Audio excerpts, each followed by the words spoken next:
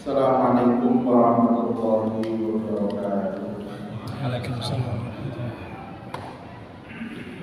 Innal hamdalillah nahmaduhu wa nasta'inuhu wa nastaghfiruh wa na'udzu billahi min shururi anfusina wa sayyiati a'malina. May yahdihillahu fala mudilla lahu wa may yudlil fala hadiya lahu. Asyhadu an la ilaha illallah wahdahu la syarika lah wa asyhadu anna nabiyyana Muhammadan abduhu wa rasuluh. Allahumma shalli wa sallim ala hadzal nabiyil karim wa ala alihi wa ashabihi ajma'in. Allahumma anfa'na bima 'allamtana wa 'allimna ma yanfa'una wa zidna ilman nafi'an ya rabbal alamin. Allahumma ati nufusana taqwaha wa zakkiha anta khairu man zakkaha anta waliyuha wa mawlaha ya rabbal alamin. Amma ba'du, ma'asyiral hadirin wal hadirat jamaah yang dimuliakan Allah Subhanahu wa taala. Bersyukur kita kepada Allah Subhanahu wa taala, kita dipertemukan oleh Allah dengan bulannya Allah. Karena bulan Muharram, kata Nabi sallallahu alaihi wasallam, syahrullah, yaitu bulannya Allah Al-Muharram. Disebut dengan Muharram karena diharamkan kezaliman di dalamnya, diharamkan peperangan di dalamnya.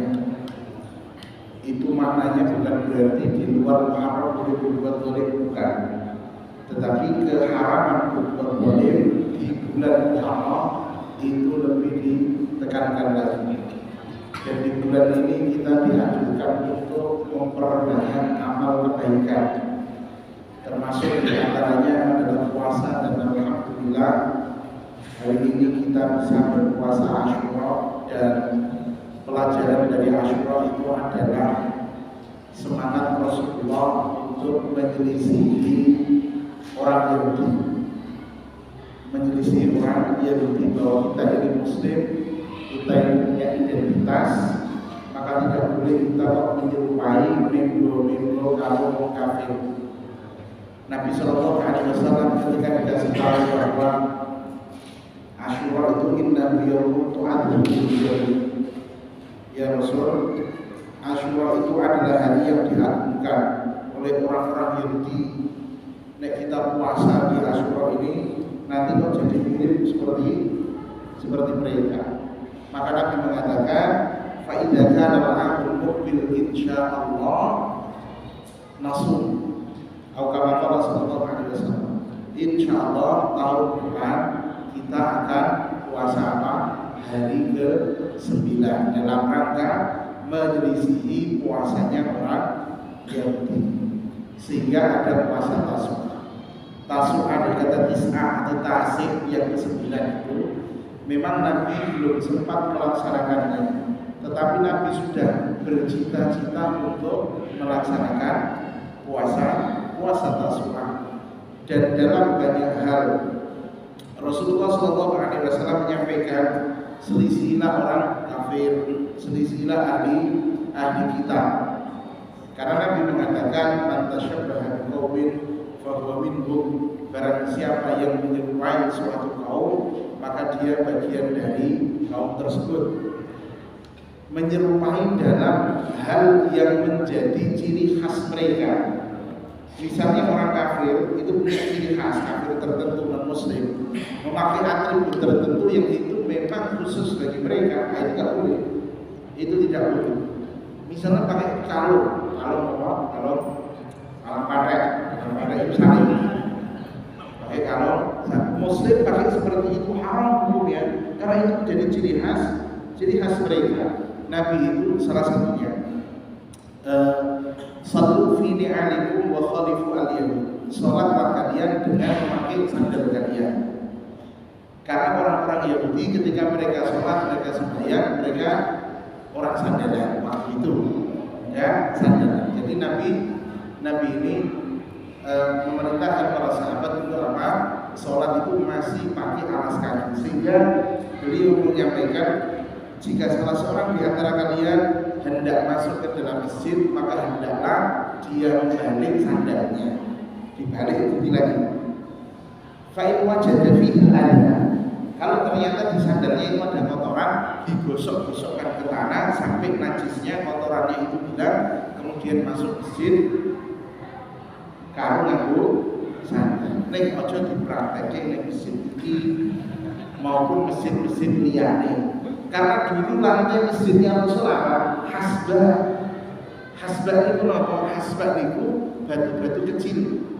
Itu lantainya. Makanya ketika musim panas, sahabat sholat duhur, sujud itu benar-benar panas.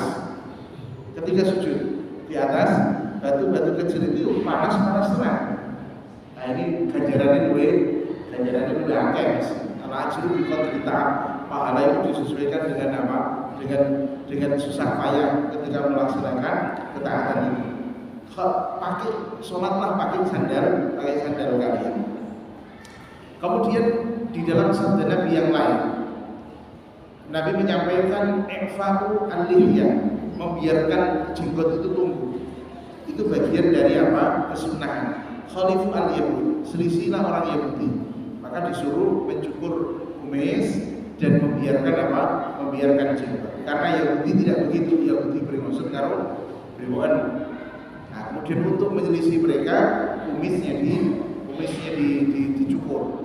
Sedangkan orang-orang Nasara, orang-orang Romawi, mereka jenggotnya dicukur, kemudian apa? Bermaksud itu tebal. Ya pagar kecamatan. Tebal sekali. Kumisnya tebal. Nah, itu hukumnya apa? Hukumnya sunnah. Maka alhamdulillah, mudah-mudahan dosa kita diampuni oleh Allah Subhanahu wa taala. Karena Nabi berharap puasa Asyura itu bisa menghapuskan dosa setahun yang lalu. Maka Allah itu memberikan kepada kita amalan-amalan yang bisa menggugurkan dosa. Ada puasa Arafah, ada puasa Asyura, ada puasa Ramadan, ada misalnya orang itu beristighfar kepada Allah, diampuni dosanya oleh Allah Subhanahu wa taala. Jamaah sekalian, kita lanjutkan kembali tentang sahabat mulia Abu Bakar As-Siddiq radhiyallahu taala. Dan membicarakan Abu Bakar itu artinya kita akan sedikit membahas tentang sirah Nabi. Karena kebersamaan beliau dengan Rasulullah sallallahu alaihi wasallam. Ali bin Abi Thalib pernah bertanya kepada para sahabat zamannya Ali. Abu Bakar sudah meninggal. Man asja'un nas, siapa orang yang paling pemberani, kata. Kemudian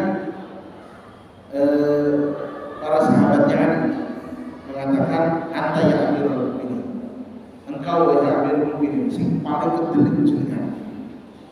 Kata Ali, nek aku mau sapa wae sing lawan aku mesti iso tak kalahake.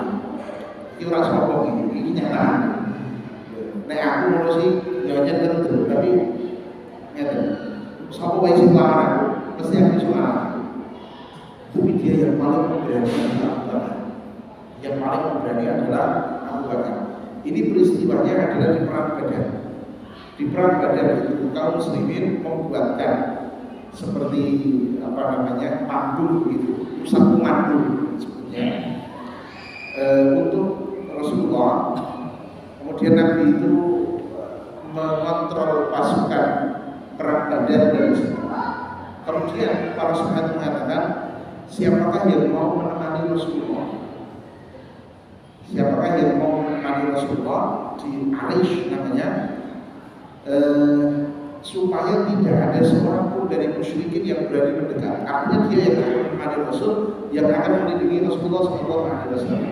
Tidak ada seorang pun yang ngaco kecuali Abu Bakar As-Siddiq radhiyallahu taala anhu. Maka Abu Bakar yang menemani Rasulullah sambil dia itu meluruskan pedangnya melindungi Rasulullah SAW. Hatta la yahmi ilaihi ahadun minal musyrikin, sehingga tidak ada seorang pun dari kaum musyrikin yang mendekat kepada Nabi Sallallahu Alaihi Wasallam karena dibimbing oleh Abu Bakar As-Siddiq radhiyallahu taala anhu.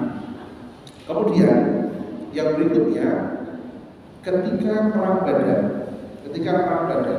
Rasulullah Sallallahu Alaihi Wasallam berdoa. Nabi berdoa, Allahumma anjis lima wa'adtani, ya Allah, tepatilah apa yang Engkau janjikan kepadaku. Allahumma in tahlik atau in tuhlik hadhil isobat min ahlil Islam, ya Allah, jika Engkau binasakan kelompok Islam yang kecil ini, pasukannya cuma 300-an ini kan, maka Engkau tidak akan disembah selamanya di atas muka bumi. Nabi begitu, ya Allah, jika sampai ini kalah, maka Engkau tidak akan disembah lagi. Itu kata Rasulullah. Kemudian Abu Bakar Rasulullah masih terus berdoa meminta pertolongan kepada Allah Subhanahu wa taala sampai sorban Nabi itu jatuh. Malam yang besoknya itu perang Badar, Rasulullah itu hampir tidak tidur semalam. Untuk apa? Untuk munajat, untuk berdoa. Adapun anak buah turunlah memang. Ini bedanya Rasulullah sama mungkin pemimpin hari ini. Pemimpinnya itu melek. Anak buah itu turunlah, masya Allah. Jadi malam besoknya itu awalnya itu seger, karena malam bisa istirahat. Rasulullah malam itu munajat, yang mau pergi sampai sorbannya jatuh, diambil lagi sama Abu Bakar, sampai jatuh lagi. Karena Rasulullah itu kalau doa itu rafi'an yadayhi ila sama, mengangkat kedua tangannya ke langit sampai kedua ketiaknya itu kelihatan. Ketiaknya beliau yang putih itu kelihatan. Jadi model donga kok ngene. Iki pas saya tahlilan paling gurih donga iki ngene. Pas semangat. Kadang sing amin bukan gitu lagi. Nek Rasulullah begini, lu kedua ketiak itu kelihatan Pak. Itu doanya itu begini, sampai tinggi orang itu ngomong. Sorbannya jatuh, sorbannya lagi jatuh, diambil lagi oleh Abu Bakar, ditaruh lagi sampai jatuh lagi sampai beberapa kali. Kemudian Abu Bakar mengatakan, ya Rasulullah, kafaka munasyadatuka rabbaka fa innahu munjizun laka ma wa'adaka. Ya Rasul, sambut cekap dengan jenengan, Allah pasti akan menepati apa yang dijanjikan oleh Allah kepada. Di dalam riwayat yang lain, Nabi Sallallahu Alaihi Wasallam berdoa seperti doa tadi. Kemudian Nabi Sallallahu Alaihi Wasallam itu selesai doa, Nabi sempat tidur sebentar, ketiduran, istilahnya kenyuan, terus bangun. Ketika Nabi bangun, kemudian Nabi mengatakan, Absyir ya Abu Bakrin, berbahagialah wahai Abu Bakar, karena semua telah datang kepadamu pertolongan Allah. Jadi kabar gembira pertolongan Allah pertama kali disampaikan oleh Nabi adalah kepada Abu Bakar. Ini Jibril, dia memegang kendali kudanya. Jibril datang bersama dengan pasukan malaikat. Maka yang 311 orang itu bisa mengalahkan 1000. Jadi sehingga makanya setelah perang Badar, mentalnya kaum muslimin itu naik, haibahnya kaum muslimin di Jazirah Arab itu naik. Orang itu Jazirah Arab memandang muslimin Madinah hebat mereka. Wong 300 ngalahi wong 1000. Kita ya timnas Indonesia lawan Jerman menang 0-0. Oh dia umpama. Jadi langsung Masya Allah dikenal sebagai orang-orang hebat. Makanya munafik itu munculnya setelah perang Badar, karena mereka takut sehingga pura-pura masuk Islam. Ternyata ini bukan orang sembarangan. Orang-orang Madinah ini, muslimin Madinah bukan orang sembarangan. Maka mereka pura-pura masuk Islam, padahal di dalam hatinya menyimpan kebencian terhadap kaum muslimin. Kemudian yang berikutnya ini di pekan yang lalu sudah kita bahas. Tapi ada satu riwayat yang belum kita bahas, itu tentang tawanan perang Badar. Masih ingat kan? Bagaimana pendapatnya Umar, bagaimana pendapatnya Abu Bakar. Ini kuis ini berarti. Hadiahnya ini. Apa pendapatnya Umar, apa pendapatnya Abu Bakar? Kira-kira begitu. Sing tua-tua sing jawab, nomor cek ini. Pak Joko, monggo Pak Joko.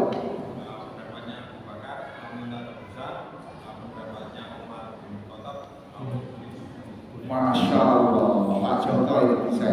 Hadiahnya wayang. Sang botol rasa kardus. Itu pendapatnya Umar sama Abu Bakar. Kemudian di dalam riwayat yang lain, Abu Ubaidah Amir bin Al-Jarrah, Abu Ubaidah itu juga itu berpendapat. Dia mengatakan, ya Rasul, kita cari lembah yang banyak kayu bakarnya. Kemudian apa? Kita masukkan 70 orang itu, tawanan badan itu ke dalam lembah tersebut, kita bakar. Sadis. Itu pendapatnya Abu Bakar. Kalau Abu Bakar kan kita ambil keputusan dari mereka. Kalau Umar penggal semuanya ya Rasul. Kalau Abu Bakar dibakar. Dan kan tidak boleh hakut tahrim lillahi wahdah. Hak untuk membakar itu hanya milik Allah, manusia tidak boleh. Jadi membakar binatang, nasi mati, sebelah itu kan nyate itu boleh. Kalau membunuh binatang, misalnya tikus, jenengan jebak tikus di kotak sepanjang terus disoli bensin baru diselomotke, dicolke melawahi, tidak boleh. Tidak boleh, karena hak membakar itu hanya milik Allah Subhanahu wa Ta'ala. Jadi tidak boleh kalau membunuh binatang dengan cara membakar binatang tersebut, hukumnya haram. Meskipun itu tikus, meskipun itu cicak. Nah cicak itu harus sadar. Ganjarannya yang paling akeh sekali tepuk mati. Nah, berkali-kali pahalanya saya hilang. Dan lain segi wonten carane nyeplek lamuk nganggo raket Pak. Ngertos to?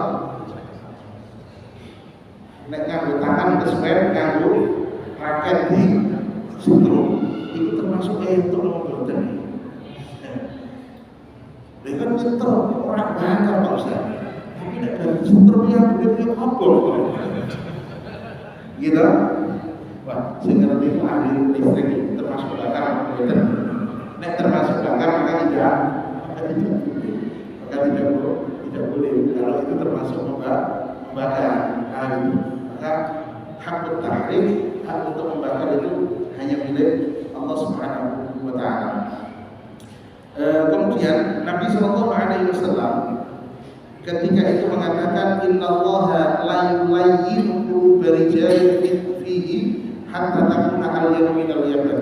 Sesungguhnya Allah itu kuasa, Allah itu mampu untuk melembutkan hati seseorang sehingga hatinya itu lebih lembut daripada susu. Dan sesungguhnya Allah itu mampu untuk mengeraskan, membuat hati seseorang itu keras, bahkan bisa lebih keras daripada batu. Wa inna mislaka ya Abu Bakrin, perumpamaan dirimu wahai Abu Bakar itu seperti perumpamaannya Isa, yaitu ketika dia berkata in tu'adzibhum fa innahum ibaduk wa in taghfir lahum fa innaka antal azizul hakim. Ketika Nabi Musa berkata, ya Allah, jika engkau mengadab mereka maka sesungguhnya mereka adalah hamba-Hamba-Mu, dan jika engkau mengampuni mereka sesungguhnya engkau maha perkasa, maha bijaksana.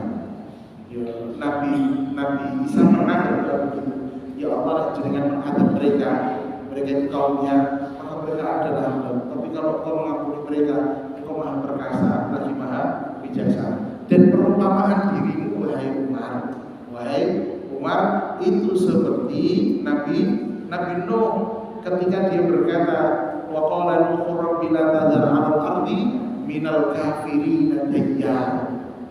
Nabi Nuh pernah berdoa kepada Allah, ya Allah jangan biarkan ada seorang dari orang kafir yang hidup di atas muka bumi ini. Entek ya, karena banjir gitu. Jadi pernah orang kafir tidak seorang yang ngalamin. Setelah peristiwa banjir bandang terjadi di zamannya Nabi Nuh alaihi salam. Kemudian di tahun ketiga, ini tahun ketiga Hijri ya maksudnya, peristiwa Hamrul Asad. Peristiwa Hamrul Asad itu ada gandeng-gandengnya dengan peristiwa Uhud. Jadi saya Uhud itu perang balas dendamnya orang kafir Quraisy atas kekalahan mereka di Badar setahun yang lalu. Badar itu terjadinya bulan Ramadan, Uhud itu terjadinya bulan Syawal setahun berikutnya. Nah di Uhud ini jumlah muslimin yang wafat itu lebih banyak daripada orang kafir Quraisy, yang artinya secara fisik muslimin kalah. Kekalahannya itu karena ketidaktaatan mereka kepada Rasulullah SAW. Jadi Nabi itu menaruh sniper, para pemanah di atas Jabal Ainain. Orang kalau umroh biasanya naik ke situ. Nah di situ ditugaskan oleh Nabi berkata, "Mbok kondisi ini koyo apa menang kalah, jangan turun sampai ada putusan pada kalian yang memperbolehkan kalian turun." Tapi karena mereka itu silau dengan harta, dengan kemenangan awal, kemudian lihat yang dibawa oleh sudah memiliki senjata, memiliki ghanimah, melu silau terhadap dunia. Akhirnya kalah. Akhirnya kalah. Setelah kekalahan itu, ini singkat cerita. Setelah kalah, orang kafir Quraisy kembali ke Mekah, muslimin kembali ke Madinah. Nabi melihat mental kaum muslimin yang kalah saat itu karena jumlah korbannya lebih banyak. Nabi itu kemudian di hari berikutnya, yaitu hari Ahad, Nabi mengumumkan untuk mengejar kafir Quraisy. Padahal kondisi muslimin itu agak dunia. Kondisi muslimin terluka, ada yang sampai berdua itu jalan sambil bergandengan supaya kuat. Dan Nabi mengumumkan yang boleh ikut hanya yang kemarin ikut untuk mengejar mereka. Kondisi seperti itu mengejar dalam rangka Nabi itu ingin mengembalikan mental kaum muslimin, mental pemenangnya kaum muslimin. Nah maka nanti di Hamrul, tempat namanya Hamrul Asad itu Nabi SAW memainkan strategi. Di ibarat muslimin di sini, orang kafirnya di sini. Kemudian Nabi menyuruh mereka ini untuk menyalakan obor semuanya. Di malam hari, di kejauhan ada ratusan obor dinyalakan bareng dari jarak yang sangat jauh kelihatan. Nek di sana itu ada api. Itu sengaja supaya mereka ini tahu bahwa jumlah ini tidak sedikit. Nah kemudian Nabi SAW ada salah seorang sahabat yang masuk Islam, tapi keislamannya dia tidak diketahui pihak Abu Sufyan. Kemudian dia memainkan politiknya dalam perang. Kemudian dia datang ke sini mengatakan begini pada Abu Sufyan, "Tak nasihat, mereka tidak pernah melihat pasukan sing akeh jumlahnya pasukan Muhammad. Kabeh wong sing dipingi ora melu saiki melu kabeh, padahal kan walian." Dan boleh berbohong dalam perang itu boleh. Nah, berbohong di medan perang itu boleh. Ngomongin Rono ternyata ini, dan bohongnya pada musuh bukan pada diri. Berbohongnya kepada musuh, dan itu termasuk bohong yang boleh. Termasuk bohongnya suami sama istri itu boleh. Ayo. Maksudnya ngomongnya dengan dimasaknya bujurnya, ternyata rasanya dikasih dan berbiaya dengan enak banget, jos.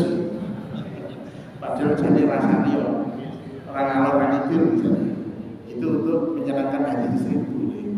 Masya Allah luar biasa.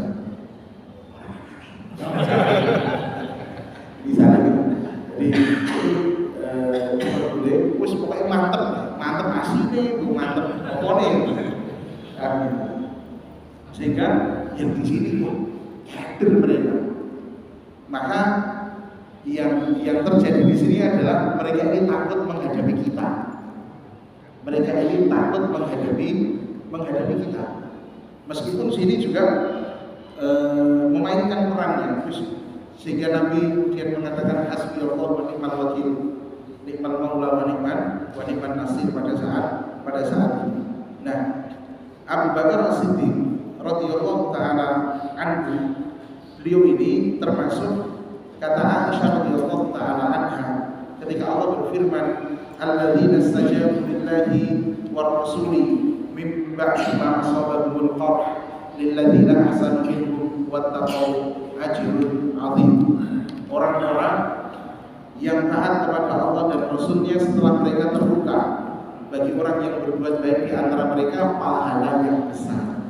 Kemudian Aisyah mengatakan kepada Urwah bin Zubair, ponakannya sendiri, dia mengatakan, wahai anak saudariku, bapakmu itu termasuk di antara mereka orang-orang yang taat kepada Allah dan Rasulnya, Zubair wa Abu Bakr, dan juga Abu Bakar. Itu termasuk yang masuk dalam kategori orang-orang yang istajabu lillahi war rasuli, orang-orang yang taat atau yang memenuhi panggilan Allah dan Rasulullah sallallahu alaihi wasallam. Juga ketika perang Uhud, sebenarnya urutannya harusnya Uhud dulu baru Hamraul Asad. Uhud, perang Uhud itu ketika muslimin itu tercerai-berai, kocar-kacir semuanya. Rasulullah sallallahu alaihi wasallam, muslimin itu mencari waktu itu, mereka itu kocar-kacir mencari keselamatan sendiri-sendiri. Nah, orang pertama yang sampai kepada Rasulullah, merangsek menuju Rasulullah yang pertama kali adalah Abu Bakar As-Siddiq radhiyallahu taala. Kemudian ada Thalha, dan Abu Bakar ketika disebutkan kepadanya perang Uhud, maka dia mengatakan hari itu adalah peperangannya Thalha. Thalha bin Ubaidillah. Thalha bin Ubaidillah itu dia adalah perisai bagi Rasulullah. Karena dia yang melindungi Nabi dengan tubuhnya. Ada 70 luka di tubuhnya dan itu masih hidup. 70 luka itu luka pedang, luka panah, luka tombak. Wong saiki tatu lagi di situ bisa dipreman. Cici padahal dia kadasan luka. Ini 70 di tubuhnya. 70 di tubuhnya. Itu Thalha. Bahkan Thalha itu jarinya putus. Sampai sebelum itu Nabi itu kan pakai baju perang, pipinya Nabi itu helm perangnya Nabi kan biasanya helm ada pucuknya, besinya itu karena dipukul sama Abdullah bin Qami'ah, ujung helm besi itu masuk ke dalam pipinya Rasul. Itu yang mencabut Thalha. Rasulullah mau naik ke atas dari untuk keselamatan beliau, itu bertumpu pada tubuhnya Thalha. Maka benar kata Abu Bakar, hari itu adalah pertempurannya Thalha. Dan Nabi Sallallahu Alaihi Wasallam mengatakan, barang siapa yang ingin melihat orang yang mati syahid yang masih berjalan di atas bumi, maka lihatlah Thalha bin Ubaidillah. Ijin urip, tapi itu gelar syahadat. Ijin urip tapi mati syahid. Masih hidup tapi mendapatkan gelar syahadat, gelar syahid, mati syahid. Itu adalah Thalha bin Ubaidillah. Begitu juga dengan sahabat-sahabat yang lain, ada Abu Ubaidah, kemudian ada Abu Bakar, ada Abu Dujana. Abu Dujana, Masya Allah ini Abu Dujana bin Mihsan. Dia itu orang yang mendapatkan kemuliaan menerima pedangnya Nabi. Nabi itu siapa yang mau mengambil pedang ini, tapi ono mahari biasanya. Ada maharnya, ada syaratnya. Kemudian orang-orang itu termasuk Zubair kan sepupunya Rasul kan. Saya ya Rasul, soya saya. Tapi sama Nabi gak dikasihkan. Abu Dujana saya ya Rasul. Kemudian apa haknya ya Rasul? Hak yang harus dipenuhi. Kemudian Nabi mengatakan, hanya adalah dengan pedang ini kamu menebas lehernya orang-orang kafir. Maka diberikan. Kemudian Abu Dujana itu memakai ikat kepala berwarna merah. Masyarakat Madinah itu sudah tahu kalau Abu Dujana kok pakai ikat kepala berwarna merah. Ini istilahnya oleh cara zaman ini, ya. Saya nggak kayak macam ini. Terus pokoknya bahaya. Maka Zubair itu doa, aku ini anak bibitnya Rasul. Zubair, aku anak bibitnya Rasul. Aku yo dulure Kanjeng Nabi. Mosok lagi kena aku malah dikena Abu Dujana. Jajal tak delok. Apa yang bisa dilakukan oleh Abu Dujana dengan pedang itu? Ternyata benar. Abu Dujana ngamuk dengan pedang itu, sehingga dia banyak melukai bahkan membunuh orang-orang kafir. Nah, kata Zubair, di sisi yang lain ada pihak orang kafir. Itu juga senang. Dia berhasil mengalahkan orang-orang muslim. Kini orang muslim mengalahkan orang kafir, kini orang kafir mengalahkan orang muslim. Ini dua orang hebat. Maka dia tuh, ya Allah, pertemukanlah mereka berdua. Big match ini. Jadi sama-sama hebat ya, sama-sama hebat. Diijabahi doanya oleh Allah Subhanahu Wa Taala, maka dua orang itu bertemu. Yang orang kafirnya nggak disebutkan namanya. Abu Dujana melawan orang tadi, das Abu Dujana yang menang. Maka benar kalau Rasulullah SAW memberikan pedang itu kepada Abu Dujana radhiyallahu taala anhu. Kemudian fi ghazwati Bani Nadir. Bani Nadir ini diusir oleh Nabi SAW dari Madinah karena mereka itu mau melakukan pembunuhan berencana terhadap kepala negara. Ini kan Jarimatul Kubro ini termasuk kesalahan besar, ini kriminal besar, mau membunuh kepala negara. Jadi Nabi itu datang ke Bani Nadir bersama dengan Abu Bakar, ada Ali juga, ada Utsman di situ. Nah kemudian datang ke situ, hajatnya adalah meminta bantuan kepada mereka untuk bayar diyat orang yang dibunuh oleh Amr bin Umayyah al-Qamri, tapi pembunuhannya itu pembunuhan yang salah bunuh. Ternyata yang dibunuh itu dari Bani Amir. Bani Amir itu terikat perjanjian dengan Madinah, maka bayar diyat. Nek sing dipateni wong 100 ekor unta. Bani Nadir saat itu tergabung dengan kaum muslimin, mereka Yahudi di dalam piagam Madinah. Maka mereka juga apa? Punya kewajiban yang sama untuk apa? Ikut membayar diyat. Nabi datang ke situ meminta diyat kepada mereka. Kemudian salah seorang di antara mereka mengatakan begini, kesempatan seperti ini tidak akan datang dua kali. Yaitu Muhammad berada di sini, ada ini, ada ini, ada ini. Siapa yang mau melemparkan batu besar di atas supaya mengenai Muhammad? Jadi seakan-akan ini kecelakaan alam, gitu kan? Padahal ini direncanakan oleh mereka. Jadi mereka sudah siapkan batu dari atas digelung-gelungke, nanti akan mengenai Rasulullah. Tapi Jibril memberitahu Nabi SAW. Kemudian mereka itu ingin berbuat makar, tipu daya kepada Muhammad. Maka Nabi SAW kemudian balik langsung ke Madinah, mengutus namanya Muhammad bin Maslamah untuk menyelesaikan Yahudi Bani Nadir. Maka mereka itu dikepung selama 15 hari. Dikepung selama 15 hari, 15 malam. Akhirnya mereka menyerah. Sebelum mereka menyerah, mereka itu kalau Jawa ini digadai karo munafik. Digadai karo mereka kan gini. Wong munafik kirim utusan. Ojo wedi karo Muhammad.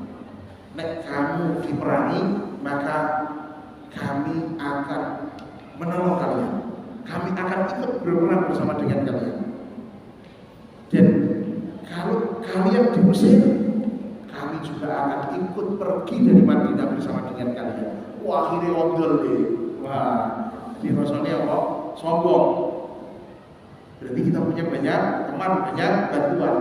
Mengirim utusan kepada Nabi Muhammad malah nantang. Tapi ketika dikepung, ketika diserang oleh kaum muslimin, bantuan tadi tidak kunjung datang.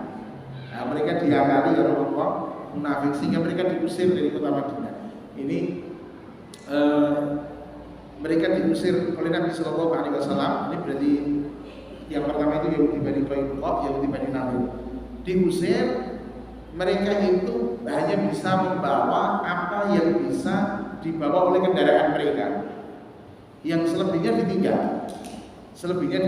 Ditinggal. Mereka tidak berhak untuk tinggal di dalam kota Madinah karena mereka ingkar janji. Diusir oleh Nabi Sallallahu Alaihi Wasallam. Nah, Abu Bakar As-Siddiq radhiyallahu taala anhu, beliau menemani Rasulullah Sallallahu Alaihi Wasallam ketika Nabi datang ke Yahudi Bani Nadir. Disebut dengan sahabat, sahibur Rasul. Sahabat yashabu itu ngancani. Sahib itu yashabu itu ngeten, nah terus begini.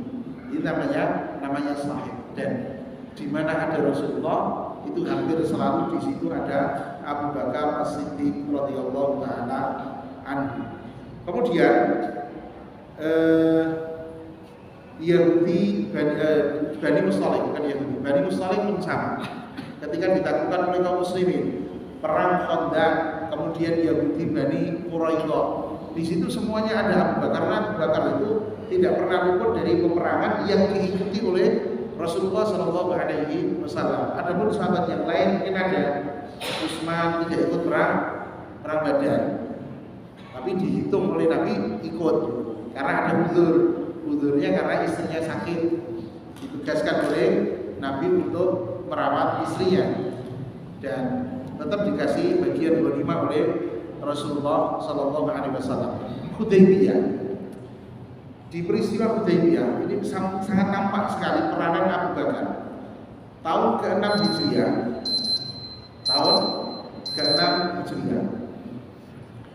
Rasulullah bermimpi, dan mimpinya Nabi itu wahyu. Rasulullah bermimpi Nabi itu melaksanakan ibadah umroh.